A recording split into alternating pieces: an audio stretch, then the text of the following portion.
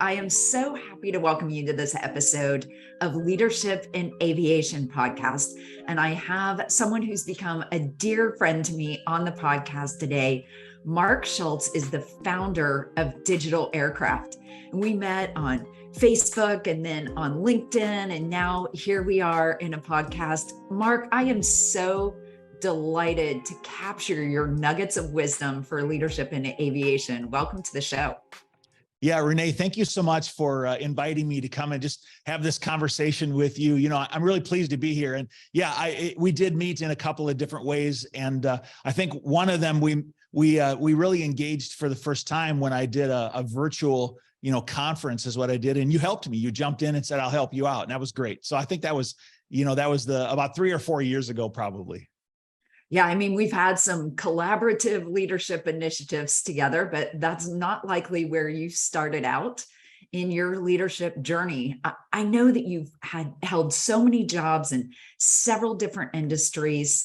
Boeing will be the one that most people recognize the name of first, but will you give people a little bit of your background in how you have developed as a leader over the years?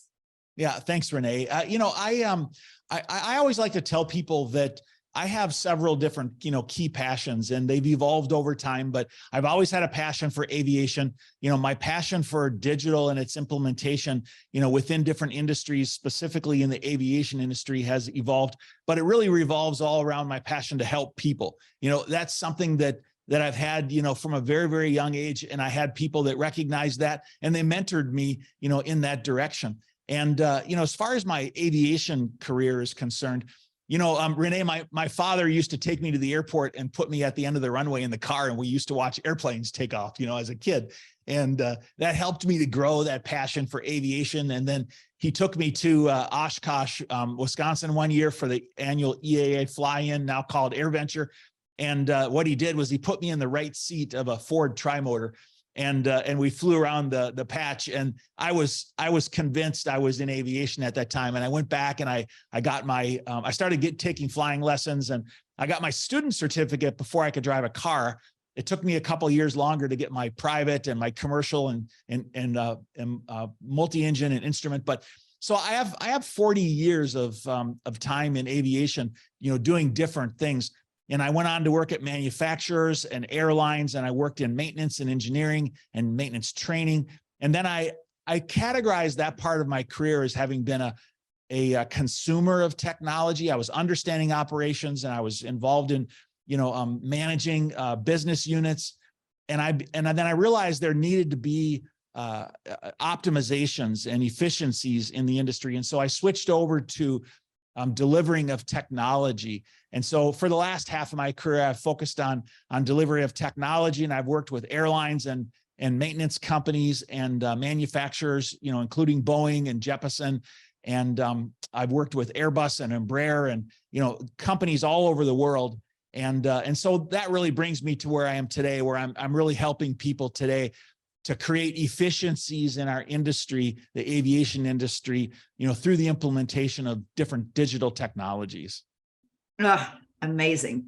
Well, you told me earlier before we started recording that you've been a leader in so many different types of teams, from engineers to a construction project, and you've managed teams and you've managed initiatives. Can you talk a little bit about how your leadership skills have evolved over the years? Because I think that's important for young leaders to know, that you aren't necessarily born a good leader. You develop that, and you learn and you grow and you stretch and you fail and you learn and you grow and you stretch and you become the leader that you want to be. Tell me about that journey even from like an emotional development standpoint in leadership.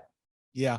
Renee, I like how you said you become the leader that you want to be. I like that statement because that's kind of what really happened for me. If I go way back and you can say that certain characteristics and personalities and people are part of their personality, from a very early age. And I believe that, and we leverage those and we grow those. But just one really good example of this is that René, I wasn't very good in school when I was a kid. And, I just wasn't interested in school. And so I found myself, getting into trouble here and there during school. And I had this teacher who was the auto shop teacher in high school. And he saw that I liked, I was mechanical and that I liked helping people. And he was a very good person. And he reached out to me and he said, "Hey, would you be my teacher's assistant in the class?" All right. And I thought, oh, that's interesting. And so I started helping in that class, helping high school students to overhaul small gasoline engines for lawnmowers. All right. And I realized that one of the things that I liked to do was to help and instruct and to lead people. But René, this is really a key thing, is that I found out that when I instructed and taught and led people, that I learned just as much or more than what they did when I was telling them how to do this. All right. Because number one is that when I articulated things to people on how you do something, I learned, myself on how to express that to people. All right. And then I also always refused to put myself in a position where I didn't understand something well enough to be able to explain it to people. And so I found myself digging into things and researching them and understanding them better so that I had a better ability to be able to communicate and to help people. So one thing, René, is that from a very early age, I found myself having a passion really to help and lead and guide people in the things that they did. And so, that's one aspect. There's a whole bunch of others that, I can go into. So, that's a little bit where it started, from there. I love that. Well, I had two takeaways from that I have already written down that I think were so powerful. Mark, one is that you really honed your ability to communicate well. And then the other is that you took responsibility for other people's success. And you did that in a way that deepened your understanding, and you dug in and found ways to explain things to them so that they could be more successful. And I think those are two amazing hallmarks of a good leader, that you really love other people and you want to serve other people and you're invested in their success, and that you develop your communication skills to make sure that they can find that success. I think that's amazing. And Mark, you've done so many things to help out in this industry. You recently did a huge series on blockchain in aviation, digging in and finding out what the future of digital transformation looks like in the aviation industry. You found experts from all over the world and really found out what they were doing with blockchain, from air traffic management in busy airports to frequent flyer programs that are moving to NFTs, to empty legs on private jets being offered on NFTs, to the launch of your very own NFT, which brings me to my question. This is a collaborative project with your family. And I've been in a family business for a long time, and that's a completely different kind of leadership. Can you talk a little bit about leading your family in business? Yeah, sure. Yeah. Let's go there. And then there's some other thoughts I want to throw in from other different directions as we come back, because that's really an important part. Because let me just say this, is that interestingly, I met my wife, 35 plus years ago, working in the office place. All right. We were working, in cubicles nearby each other at McDonnell Douglas in St. Louis.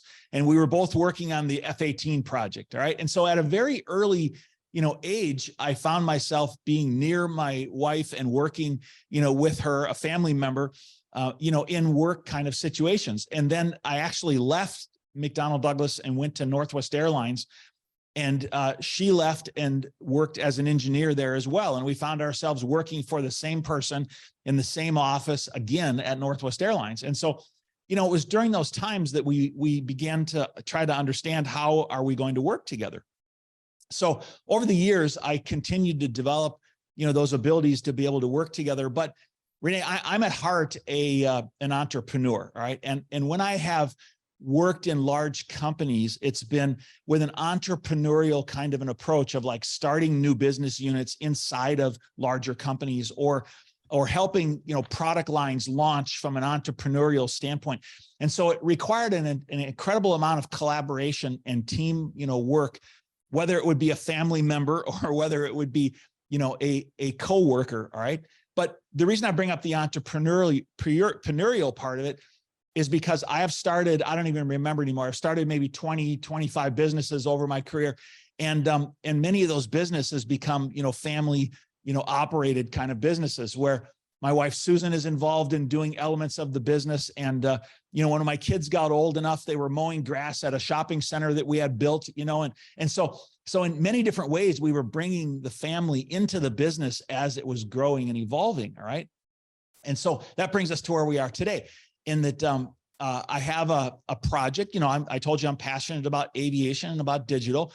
And let me just say that I've been speaking on blockchain in the industry because people are very interested in learning more about it.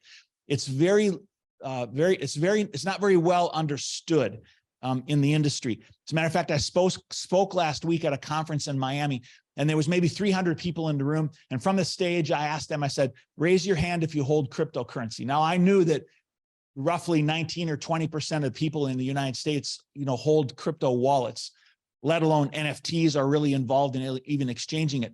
There was about 6 people that raised their hand in that room of like 300 maybe. And so what that told me even further is that the people that understand blockchain technology in aviation is even less than maybe in the broader cryptocurrency market and things like that. So one of the missions that I took myself on was to begin to help people to understand this unique technology. That's one of the things I do. I look at all kinds of different technologies and I help people understand them. And how do we leverage those unique technologies to be successful in our businesses? And I'm not pushing blockchain. I just believe that it's a unique technology that has the ability to be able to help aviation. So I did a lot of work this summer, and I've, over the last few years, understood non-fungible tokens, NFTs. And I said, how can I use that in my own business to be able to grow my business from my products and services perspective? So I did just that. I said, what are my assets? I said, what's my business problem? My business problem is I want to grow. And what are the products and services I have? Well, I have these products and these services. And I said, what are my assets around me? Okay, well, I want to incorporate a blockchain project. And I have my wife, who's an expert at social media and marketing, and she's actually worked for one of the former presidential, campaign candidates. And so she was involved at that kind of a level.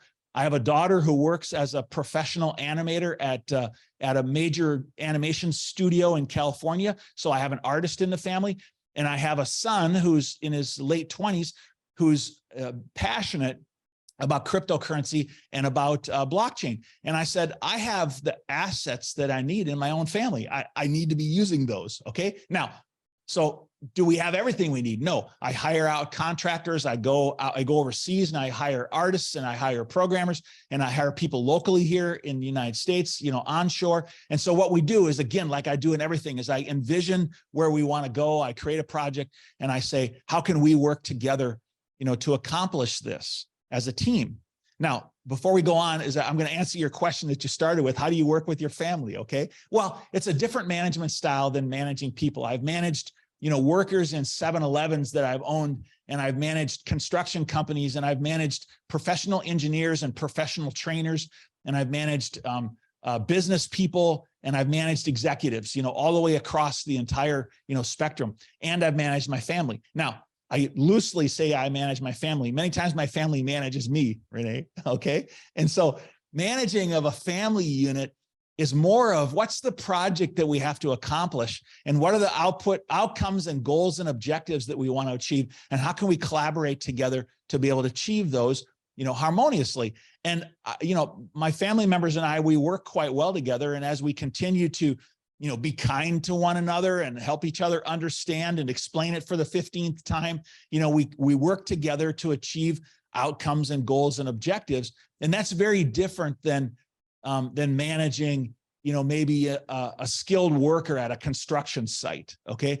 Most of the time they're looking for direction. They go, what should I do today? I want you to do this, this, this, and this. All right. Not always, but sometimes they are.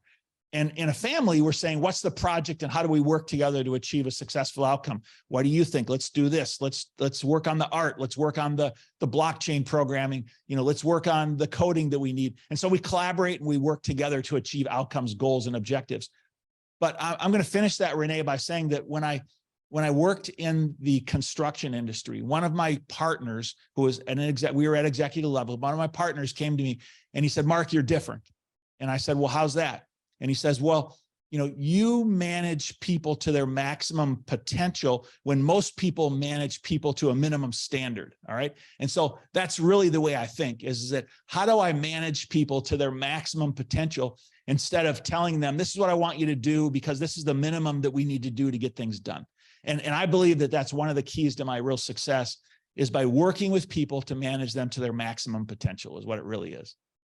Oh my gosh, Mark, that's amazing. So as you were talking, I was thinking back, like you're still using those two keys that you learned from your auto shop teacher in high school, right? The communication skills and taking responsibility for digging into something deeper, which you're doing with digital transformation in aviation. But over the years, just like we spoke about at the beginning of the podcast, over the years, you grew and you developed additional skills. One is collaboration and looking at what assets you have and being able to pull those in and work them together to reach a bigger vision. And then the second thing is managing people to their maximum potential.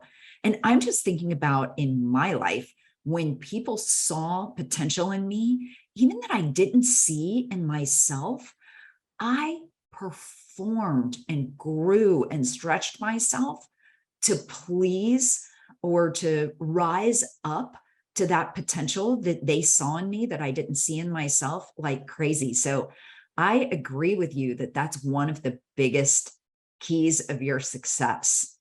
If I were going to tell someone, or not me, if you were going to tell someone, how do you see that potential in the people that you work with or the people that you want to work with? How do you see it? And then how do you develop that or manage that in them? René, I'm really good about envisioning a strategy, and I'm good about organizing and pulling projects together. And I have to rely on other people to be able to execute and accomplish. Now, I do a lot of execution, but what I mean by that is that we can accomplish so much more together, as a team. Okay.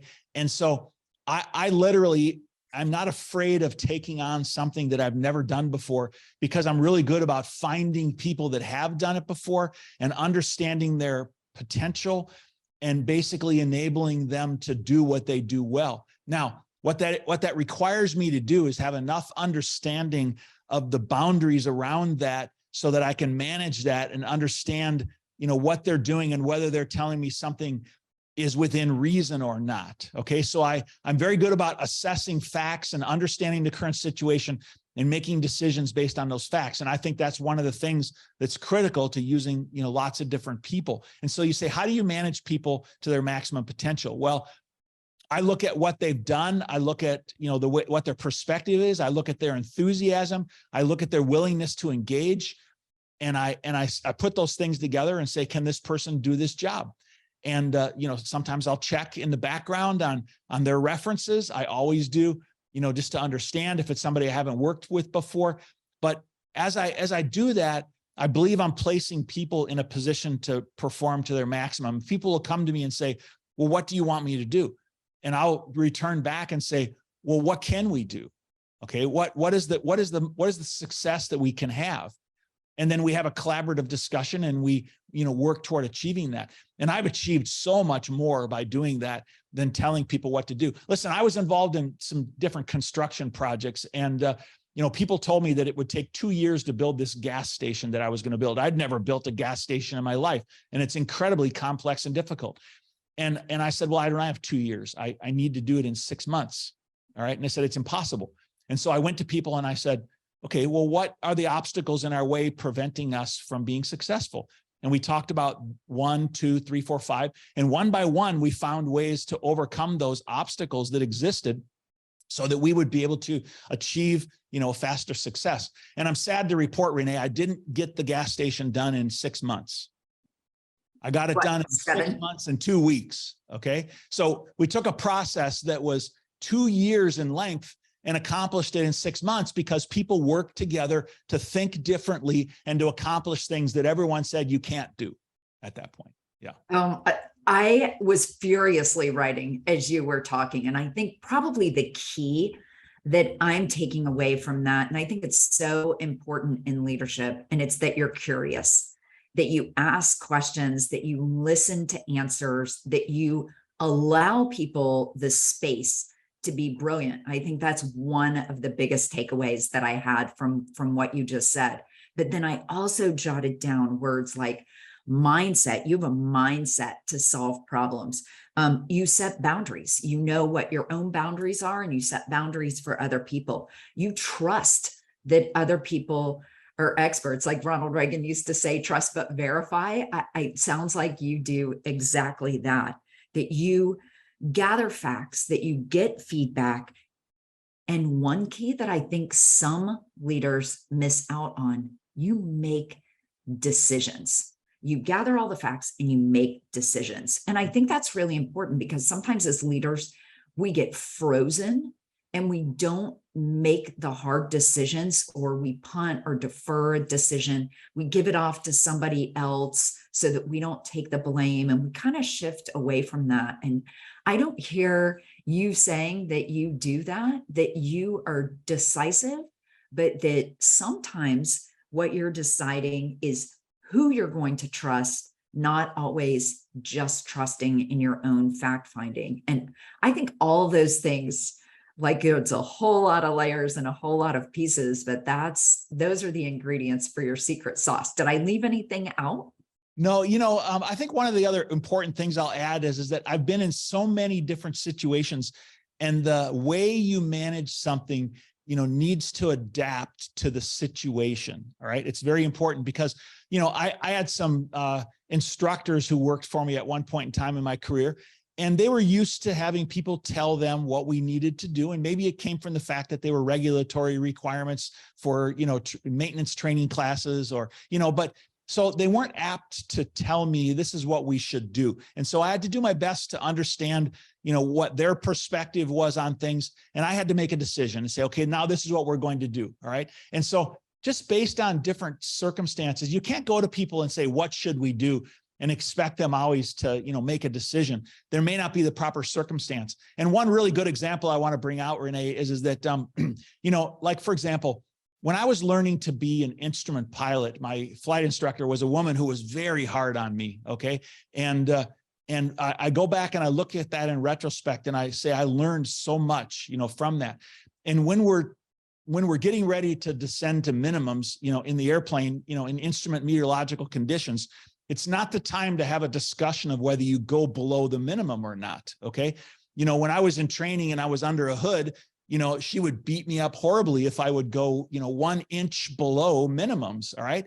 And the reason is because she was protecting me. And it wasn't a time where she would say, should we go below minimums or not? Okay. No, she said, we're not going to do that. Stop. And I'm going to explain this to you later on. And so my point in telling you these things is that different circumstances require different management techniques. And sometimes we have to respond differently based on the circumstances. Like, let's say it's a safety situation, or let's say that, that there's a financial emergency that's going to occur.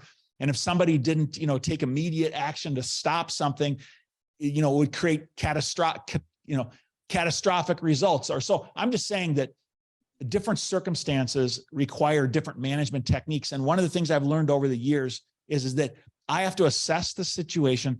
I have to understand the factors that are important, okay, and make the decisions based on those things. It's a combination of urgent and important. You can't only act on the important, and you can't only act on the urgent. You have to find the balance between them and make the right decisions for the circumstances. Oh, that's so rich. Thank you so much for sharing that. Yeah. So I want to know, kind of behind the scenes, what nuggets you drop into your kids, both of whom I've met online. What nuggets of leadership do you drop into them? So if our listeners who are here in their 20s or 30s, what are the secrets that you want to tell them, that you tell your kids about developing their leadership? Yeah. René, I feel honored that people ask me questions. Sometimes I'll be sitting in a room and I'll say something that I think is just average or normal, and a bunch of people start writing it down. And I'm thinking to myself, Why are they writing that down? Well, they must have gotten something out of it. Okay. And to answer your question specifically, I'm honored because, like, for example, my daughter and I have a very strong relationship. I think she's 28 now. And she's a professional in an office, and she's surrounded by people older than her and younger than her. And she's surrounded by all kinds of management decisions she's faced with. She's a supervisor in animation. All right. And she's doing it at a very young age. As a matter of fact, most people are 10, 15, 20 years older than her in that role. And she performed quite well. And she found herself in a role where she's managing people in Taiwan and people in India and people in California, all at the same time at the age of 28 on multi-million-dollar, projects. All right. And so I'm honored that she'll call me up and ask me for advice. Our kids still call us up and ask us for advice. All right. And I'll think of some of the situations that I've been in life and some of the ways I've handled it, or maybe I'll look at my master's degree program that I was in and some of the things that we talked about and why we did them.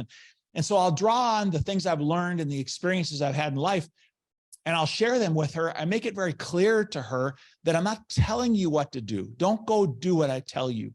I'm giving you ideas and information that I've acquired over the years, and I can share with you so that you don't have to spend 20 years figuring this out. And then you can apply that to your situation and say, does this make sense? Should I use this, style that you handled things, or can I use this in the way you handled a difficult boss, or the way you handled a non-performing employee, or things like that. And I'll just share information with her, and she will herself assess the situation and make her own decisions. All right. And so, René, many times there's a couple of key things I want to point out. Number one is that if I can help people to do something from the knowledge I've acquired over time, I feel very successful. I told you I have a helpful nature. And if I can help people do that and do it faster and better because of something I've learned, I feel like I've been a success. That's the first thing. Okay. The second thing I wanted to say is that when we find ourselves in situations where we have to make difficult decisions, we have to know that we have to make a decision. We have to not just delay it. Our human tendency is many times to delay and not take action on things, like maybe in human resources circumstances, or, financial decisions at work, or maybe performance problems. And so I try to give them some perspective on, that these things are important to do. I remember the very first time I ever had to lay off people in a business. I could not sleep that night. I was up all night long, and because I was affecting people's lives and people's families in doing that. And I've learned over the years, the best ways to accomplish those kind of things. And so I feel like when I can share those things with, my family members, directly, because we're having very close personal conversations about those things, that I can help them to be successful more quickly than spending 20 or 30 years, trying to figure those things out in the office place themselves.